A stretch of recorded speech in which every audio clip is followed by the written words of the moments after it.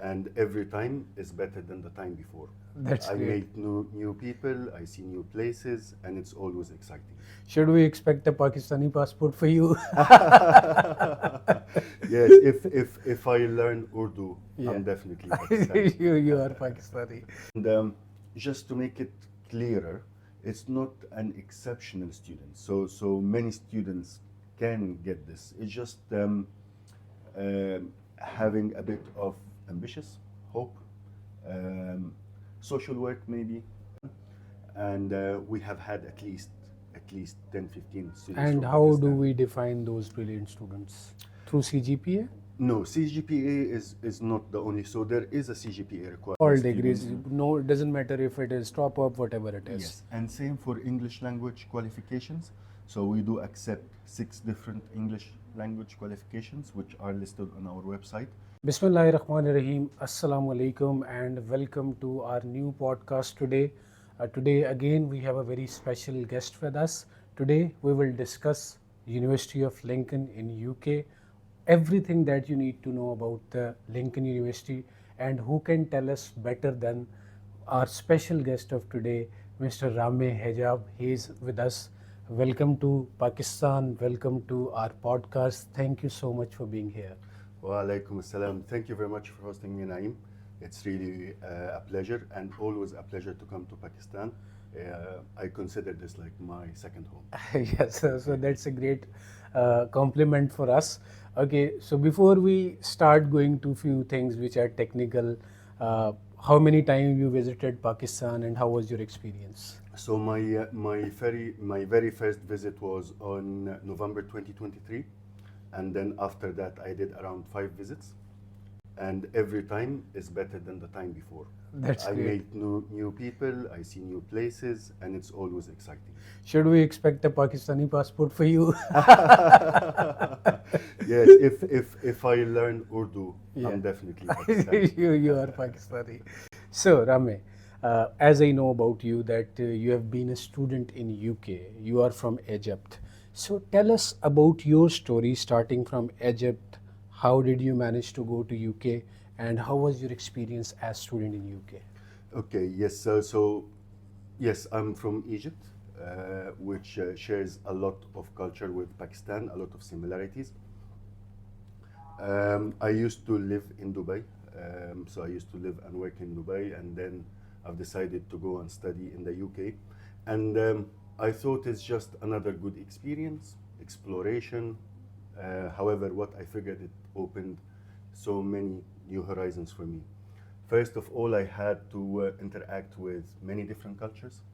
I've discovered new things that I didn't know Of in course. life. One of the things I wanted to mention is I had more interaction with Pakistani people in the UK, and they make life easy for us Arabs and Muslims with all the good businesses. halal Because of business. the common culture that we Yes. have, yes. So that's one side, learning, knowing new cultures and so on. And also the living experience, living culture is very different. So for me, my plan was to go to the UK and study, maybe spend a year or two, but then I've decided to stay. Okay. So what are few challenges that you faced in UK as a student? They are exciting challenges. So adapting to the new culture, new people, the language we speak, the English we study in schools is different than the English we speak. That was the biggest challenge I had. I had, which is a good opportunity to speak about English qualifications. I had a test and I scored what's equivalent to band 8. I just don't want to say the test name. Okay, that's fine. So I scored a band 8 and I struggled for the first 2 or 3 weeks. Okay. So for those students who think it's not necessary, no, it is very necessary. And this was the biggest challenge. And then adapting to the new systems, the new people, the new culture. The people in the UK have different habits, different Of trades. course. Shops close at 6. And I'm used to stay up till 11 and 12. So that's a bad fight for us too. Yes. So it took few months to adapt to the UK system. So that was something that was challenging when you were there. Yes. Okay. So let's talk about your experience during the studies, did you work? Did you manage your expenses along with the studies, or you were sponsored from the family? Because generally this question comes in when we are migrating from a developing country. Yes. So no, fortunately I could save enough money in Dubai, and I had what I needed for the year, which is the requirement to study in the UK, and that helped me in a lot. I spent the first 3 months, so I went in September, I stayed till Christmas, and what I did in this first 3 months is exploring, figuring out how to find a job, how to find a good job, instead of Okay. going for just any job and then wasting my time and energy in there. Of course, any job is good, but you can aim. Still aim for something good. Yes. So then by January the next year, I started, after I knew the tools, I started looking for jobs. It wasn't difficult at all. So during this time, I had training with employers and I could get the job within 1 week. But then after I graduated in 22nd of July, and I had my job in the University of Lincoln on the 8th of August. So within, Great. yes, within 2 3 weeks, I managed to place this job, Yeah. and this is because I've done the research required Research to and get yeah. the job. So an important message here for the students is no matter if you are getting exemption for the test, no matter if you are being accepted on medium of instructions or any test, English is not only important to win your visa, but also to survive there and to find a very good job there. So no matter if you are being accepted through the MOI, please work on your communication and English skills so you can survive better in UK. So coming towards the Lincoln University, Yeah. any key figures that you want to mention about the Lincoln University? Yes. So University of Lincoln is a young university, started 1997. However, in this short period, we could get many awards, and we could get good subject rankings. So we rank in the top 50 in the UK out of 180 or so. We are a QS 5-star rated university, and we are a teaching excellence framework triple gold. Not many universities. We are very proud to have this. And in 2023, we've won the Queen's Anniversary Prize, Great. which is the most prestigious award any university can get. So for a young university, we have achieved a lot. The most important part I would like to mention is many of our subject areas rank in top 10 and top 20, and when we have the chance, I'll For mention. instance, So for example, what really resonates with Pakistani students, I know Pakistan is an agricultural country. We are number one in agriculture and animal science. So we had an agri-food program which is really advanced. We use robots in agriculture. Great. Travel, tourism, hospitality management, and event management. We're number 3 in the UK, and this is the largest industry in the world. Chemistry and biology, we're number 7 and 9. That's because we have good labs and everything. Forensic science, we're number 1 in the UK. Forensic science, by the way, is one of the programs that is highly on demand, especially in Gulf states, for example, Dubai, Abu Dhabi, so on. Biomedical sciences, pharmacy, and it's a long list, around 20 subject areas. But these programs, I think, is more of interest for students from Pakistan. so as you have mentioned the latest labs and everything, so I have a question. Do students really have the access to those labs, or this is just as we see like formalities here? That's a very, very good question. I have two pieces of good news. First is there are some universities, even in the UK, have this as a formality. That's because of the students' numbers, the cost of, and so on. So it makes sense. However, for us, it's not only accessible for students; it's also part of their studies. So, for example, students studying a master's program in biochemistry and molecular biology. We have molecular biology labs, and then the students, as part of their studies, they need to prove their point by using the equipment, getting the results, writing it down, and then they get the assessment. And the list goes on for examples like this. Almost all our programs have hands-on experience element, and it's part of their study and assessment as well. So That's students great. have to use it. So students do have those practical possibilities to do whatever they are learning through the theoretical framework. That's a great thing. Okay, generally students are, when I see things from students' perspective, they're very concerned about the location. Yep. So what about Lincoln as location? Yes. So let me answer this question from different perspectives. So the location as within the UK, and the location as the city itself, how it feels. So we are in East Midlands. We are 2 hours to the north from London. We're very close to Nottingham, around 50 minutes. Sheffield is north to us. So we have trains every day for all these big cities. But the good thing about the city of Lincoln, that it's very, very British. It's a 2,000 years old city, and it's since the Roman Empire. Great. So it's a lot of history. Um, 90% of the population in Lincoln are British, so students get the real interaction. It has the really very British Good impact feel, on, yeah. yes. However, even though it's very British, we have a lot of halal supermarkets, halal restaurants that are very close to campus. So students will have the good of two worlds. They'll interact with British culture, and Plus still they have all the necessary roti, facilities. naan, and so on. That's great thing. So what about the commute? Because generally students spend a lot in commuting from here and there. So considering the structure of the city, what type of commute options they have in UK or Lincoln?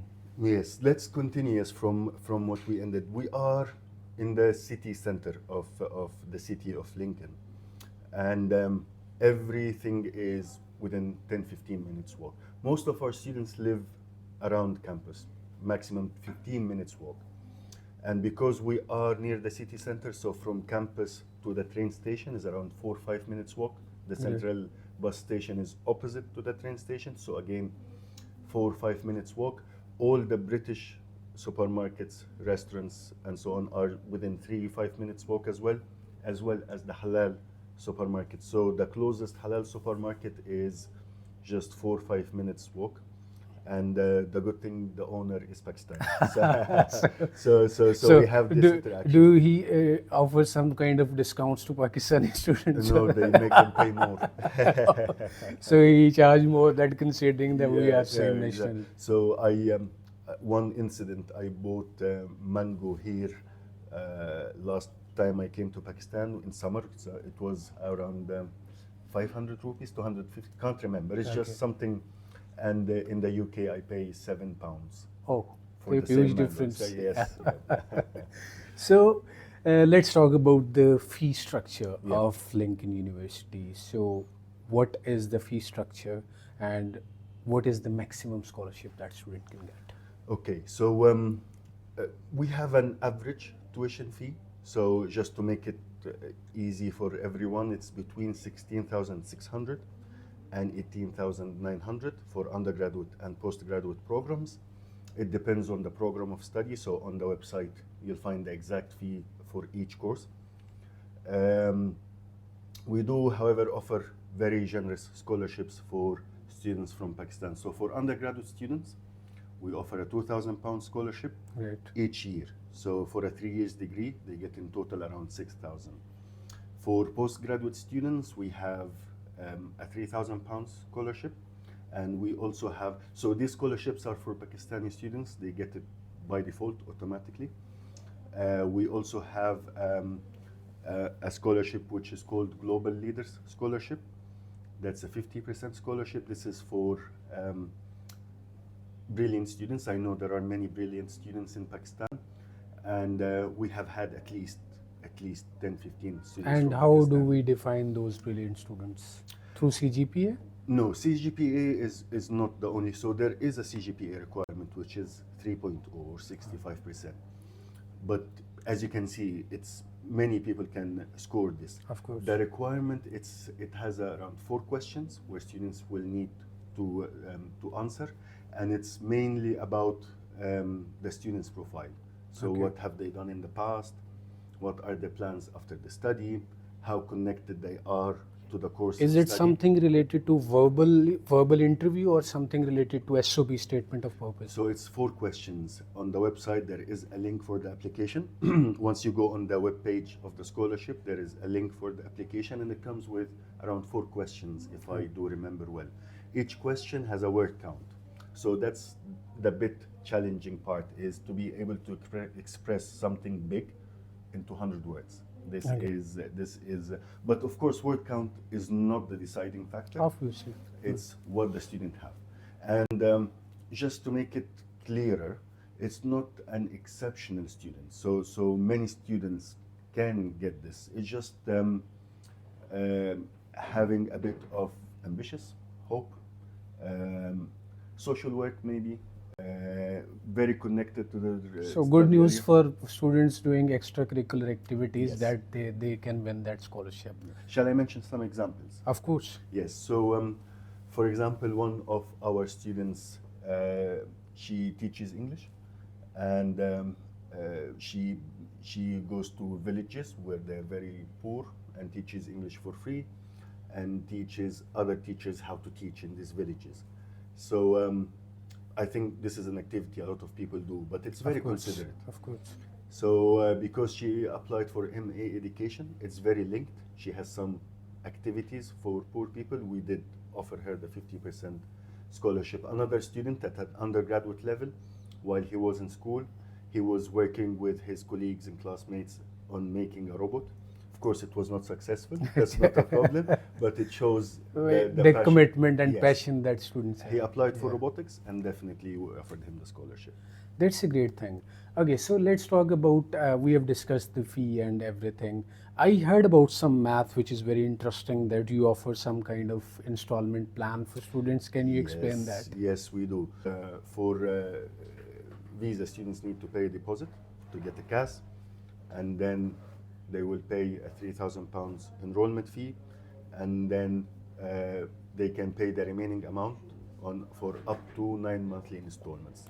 So students, after paying half of the fee, they can divide their fee in 9 equal. So 9 months is, I guess, complete degree duration for a master student. Yes. So 9 months is the academic year. Yeah. So over the academic year, they can pay over 9 monthly installments. Just a figure, students would be paying around 700 to 900 pounds per month. That's a great news for the students if they are struggling to pay their tuition fee. Okay, so let's talk about the accommodation opportunities for students. What type of accommodation options are available? Second question is that, do we have any specific accommodation opportunities for females only, considering the culture that we have in Pakistan? So shed a light on accommodation options. Okay, so I start with our ranking on what uni. We are number 1 in the UK for accommodation, and this is because we have modern and affordable accommodation. Lincoln is the 3rd most affordable university city in the UK. Great. So this, of course, reflects on accommodation. To speak about our managed accommodation, we have around 4,000 rooms, over 3,700. The majority of these rooms are single en suite, so everyone will have their own room and their own bathroom, all except 96 rooms in particular. The rates range between £99 per week all the way to £186 per week. So that starts from 400 to somewhere close to 800. Okay. Which is a very good rate compared to the UK. And yes, we do have flats only for females. So how we do it is, if a young lady wants to apply for accommodation, she can check on the Okay. ladies only or girls only, So females only. they are provided an option. Yes, and then our accommodation team will put all the students together in one place, and it's very common, by the way. So even it will not only be students from Pakistan, it would also be students from England, students from other countries. Given that 75% of our students are British, so the majority of students in accommodation will also be British, coming from different cities. Great. Okay, Ramy, let's talk about life in UK again. What type of part-time job opportunities during the semester break or during the off days you feel that options are available for students studying in Lincoln University? That's a very good question because there are a few things I want to make clear for students. Finding a job in the UK is not similar to finding a job in Pakistan. Okay. There are differences. In the UK, there are different channels that leads to a job. Okay. So the types of job can vary from warehouse, restaurants, coffee shops, bars, a lot. Okay. But how to land a job is the key answer. So, for example, we have Employability and Career Center in the university, a very active center for employability, and there is a team dedicated for students to find part-time jobs. It's not only the jobs for after finishing the studies, and then as soon as students register, they will receive links almost daily with Okay. jobs that they can apply for. They can also have a one-on-one session with Okay. our part-time jobs team with employability and careers. Besides, they get 5 free sessions Okay. on how to find a job, how to write a CV. That's a great news for students. Yes, and they can do it as many times as they want. That's great. So So all university the- is standing behind you if you are struggling to find a job. So you can simply contact the center of placement of the university and they will help you out to find a reasonable job. That's a great thing for the students. Okay, coming to back towards the academic side. You know, undergraduate students are generally reluctant to study abroad because of few factors, that because they have to pay fee for 3 years, or for foundation students it's for 4 years, plus they have to manage living expense, plus we do feel that they have more study burden as compared to a postgrad student. So here a hybrid thing comes in which we call top-up degree program. So what do Lincoln University offer any top-up degree program? If yes, in which subjects and what is the criteria for that? The very good news that we have, we call it advanced entry, that we have advanced entry in all our undergraduate programs. That's great. And it's a very, very good solution for students from Pakistan because of the cultural shock and so on. If they leave early, they might not be mature enough and then face the challenges, and then it will make their life very difficult. So we offer advanced entry for all programs. Of course, it depends. Some programs are easy to get in, some are a little bit difficult, depends on what a student gets. So all our bachelor's program, any student, if they have 2 or 3 years of education in a university, can apply to enter into year 2 or year 3. Then our admissions team will do what we call mapping, so checking what subjects the student studied, what subjects we need, and then give an advanced entry. Okay. We also have another option, which is a pre-masters. So students with a 3 years diploma or 3 years of studies, could be HND or equivalent, Okay. they can access our pre-masters program, Okay. pre-masters in business, and it's a 3 months course. Only 3 months course. That's great. 12 weeks. So it's in total it's 15 months and you are done with your masters and pre-masters. Yes, Great. it's a very quick. That's one of the good points. Business in particular is something that we all know something about. Yeah, we don't need to struggle for that. Yes, so it's just the pre-masters is to prepare them for the master's program. We were able to give it in 12 months. It's been very successful so far, and the good news is students still get scholarships with pre-masters. So let's talk about the fee of top-up and pre-masters. Yeah. What is the fee bracket?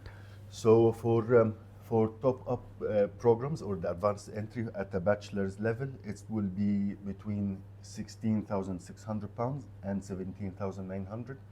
However, for all students who qualify from Pakistan, they would get a £2,000 scholarship. So That's great, like undergrad and postgrad students. yes. So for postgraduate, however, if they do pre-masters and they pass the pre-masters, they'll get a £3,000 scholarship on the master's program. So the master's program, the pre-masters is 8,500. Okay. Master's program is up to 18,900.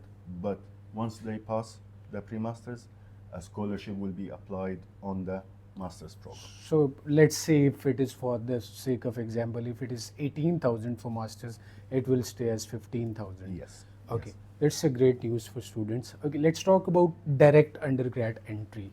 So, what is the entry criteria for an undergrad student? So for most of our undergraduate programs, we require A levels or international baccalaureate or a foundation degree. However, we have an international year one program where we accept HSC students, intermediate students, with 55%. Okay. But this would be in very interesting subject areas. So business and management, accountancy and finance, marketing, tourism, computer science. So 5 different subject areas. We do accept students with intermediate 55%. 55%, and on undergrad level you are accepting alternative tests like language cert and other tests which are basically online tests, plus the initial deposit, which is I believe 5500. 5,000 pounds. 5000. 5,000 pounds. It remains same for the undergrad, postgrad, top up, and pre-masters. Yes. So our policies are the same for all our programs. For example, the payment plan, 5,000 pounds, 3,000 pounds on enrollment, and then 9 monthly installments. This will apply for any course. All the degrees, student- no, it doesn't matter if it is top up, whatever it is. Yes, and same for English language qualifications. So we do accept 6 different English language qualifications, which are listed on our website. 2 or 3 of them have the online option. And we accept these qualifications for all our programs, even research degrees. Okay, so because I am a teacher too, so I have a very good amount of interaction with students. So generally, I feel that the interview that university take is a pain point for many students. Shed some light, give some tips as a representative of Lincoln University that how they can prepare their interview well. Well, thank you very much. That's a very good question, because here there is a perception. One thing I wanted to mention first, Lincoln University is in Nebraska. Yes, so that's very common in Pakistan to be called Lincoln University. We are University of Lincoln. Okay, University of Lincoln. So students have a perception that they need to be super to pass. Important. Just be yourself. Stay as natural as you. Simple as that. Every student that comes to the UK, regardless from Pakistan, Egypt, they have a legitimate plan. They must.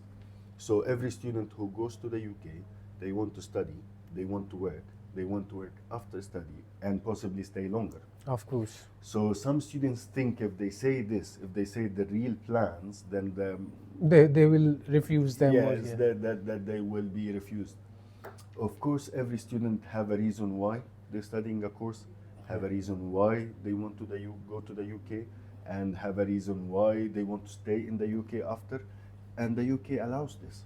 Then just be real, simple as. So be real as you reveal your real plans. Don't politicize something. Simple as. So I got my visa in 2 days. And in my application, I did mention that I'm planning to stay after my studies. It's important. Yes, there is a legal route, which is the postgraduate study visa, graduate route. I want to apply for graduate route. And then if I have the opportunity, I'll stay in the UK after. If not, and by the way, immigration officers, they know. Of course. They know. Who we are making naive. Yeah, we can't just be real. Put in your plans, write it down, your real plans, and just give the answers. Of course, and as we were discussing before, another very important point is that you need to have your SOP with you. Once you people are appearing in the interview, it must reflect the ideas that you have mentioned in your SOP and when you are speaking them verbally. So these are the tips that you can apply.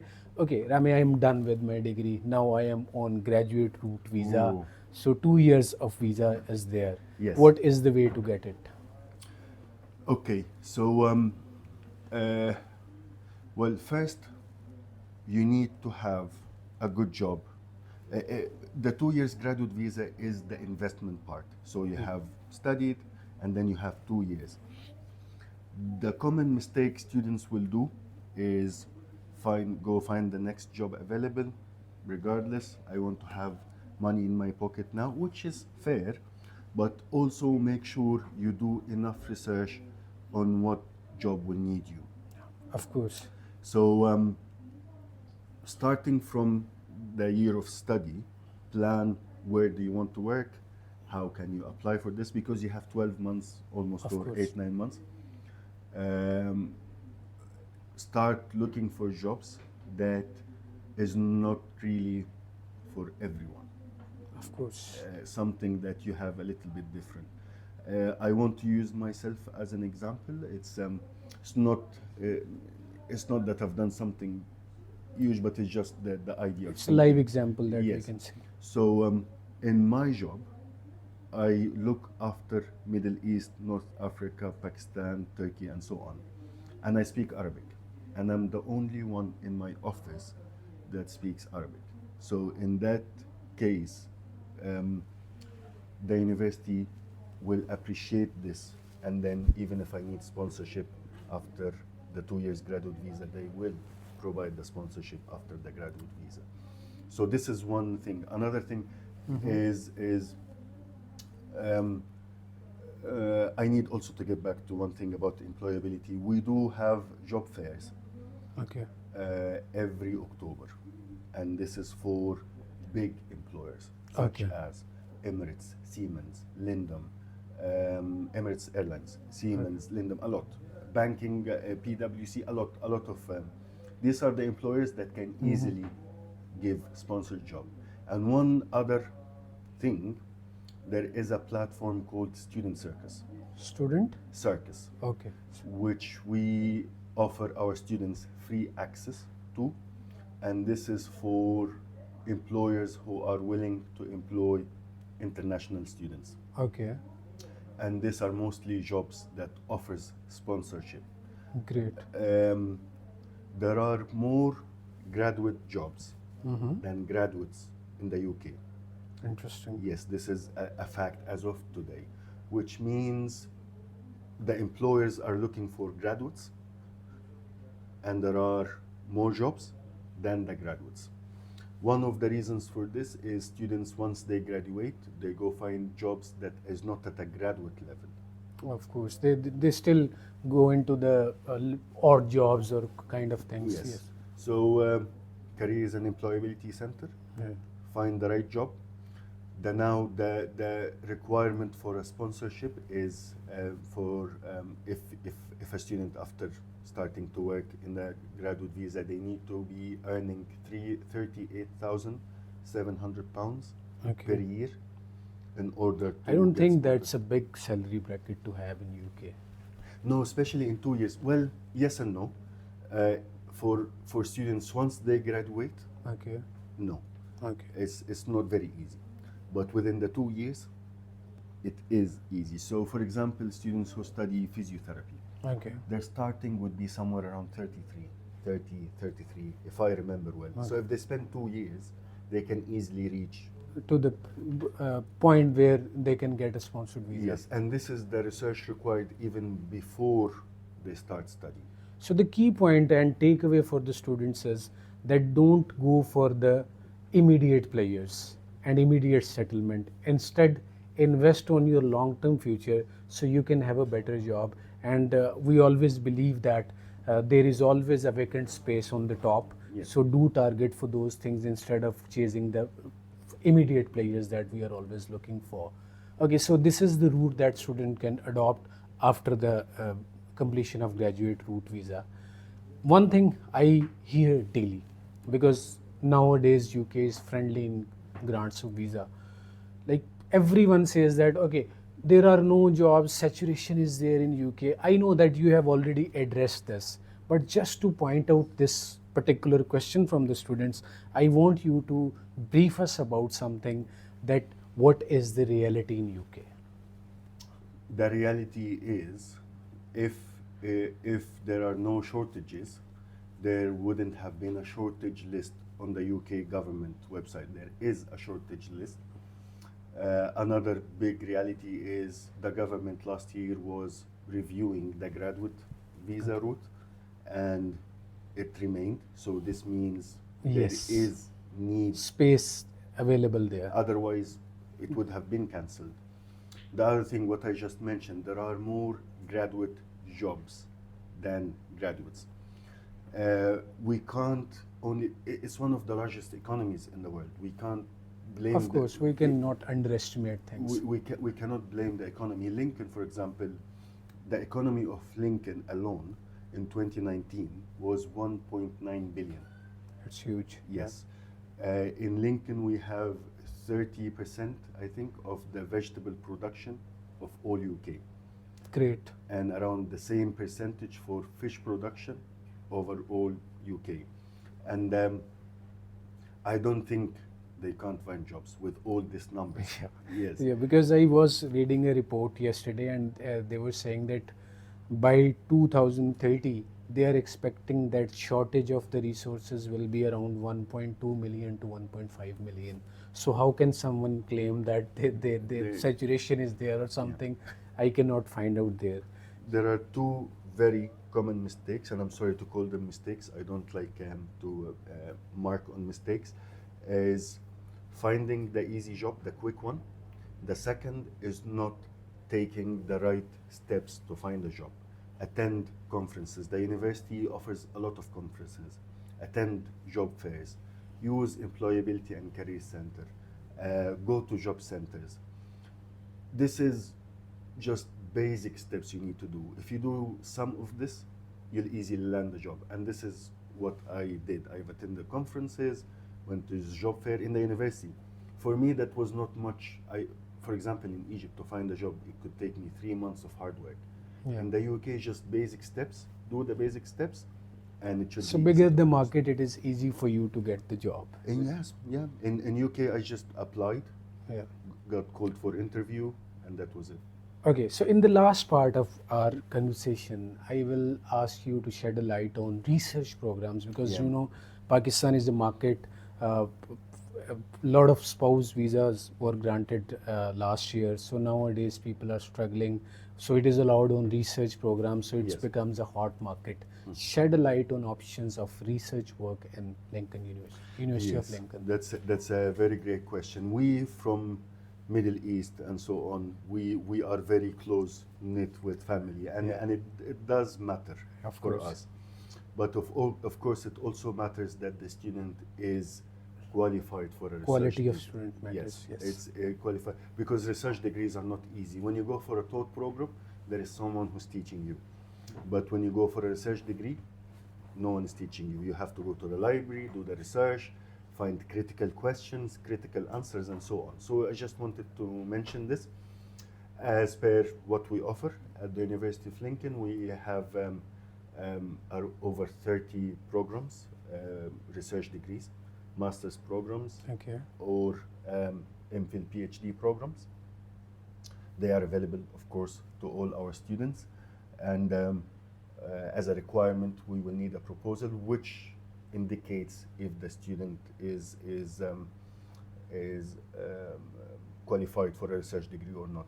The rule in the UK, which is by UK Border Agency, not by any other university, that if a student applies for a level 8 qualification or a postgraduate research degree, regardless of the level, Okay. they can apply for dependents to come with them in the UK. So all our research degrees fall in the category of postgraduate research, which means students are eligible. It's not up to us if the embassy or the border agency will give the visa or not, but the programs will allow the students to. That's a great news for the people who are searching for the research courses. Okay, at the last of the podcast, any short message that you want to give to the students coming to UK or specifically University of Lincoln? This, yes, it relates to the interview questions. Unfortunately, that's something I figured in Egypt, and I sensed it a little bit in Pakistan. Our students think they are not as qualified. the fact this is not true. Important. This is not true.